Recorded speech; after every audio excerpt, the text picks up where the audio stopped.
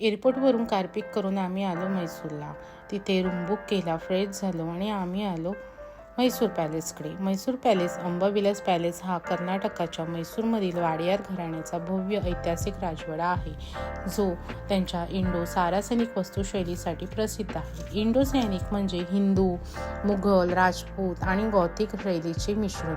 प्रमुख आकर्षण आहे इथले दरबार हॉल. भव्य कोरीव काम आहे तिथे कोरलेले.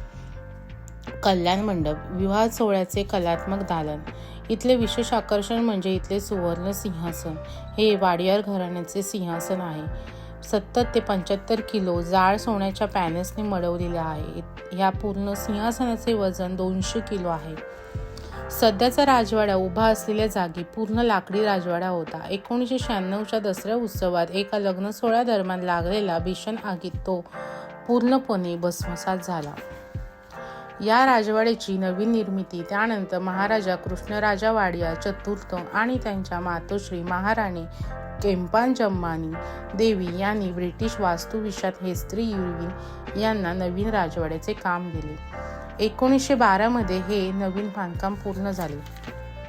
उत्सवाच्या दरम्यान व दररोज संध्याकाळी संपूर्ण राजवाडा सुमारे 97,000 विद्युत बल्बने उजळून निघतो.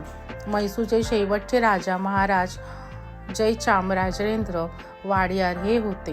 त्यांनी 1940 ते 1950 या काळात म्हैसूर राज्याचे 25वे आणि शेवटचे महाराज म्हणून राज्य केले. 1947 मध्ये भारत स्वतंत्र झाल्यावर आपले राज्य भारतीय संघीय राज्यात विलीन करणारे हे पहिले राजा होते. त्यानंतर त्यांनी 1950 ते 1956 पर्यंत म्हैसूर राज्याचे राज्यप्रमुख आणि 1964 पर्यंत म्हैसूरचे आताचे कर्नाटक पहिले राज्यपाल म्हणून काम केले. सध्या यदुवीर कृष्णदत्त शामराजा वाडियार हे वाडियार घराण्याचे राजे होते. सायंकाळी 97,000 दिव्यांनी झगमगलेला हा महाल पहा.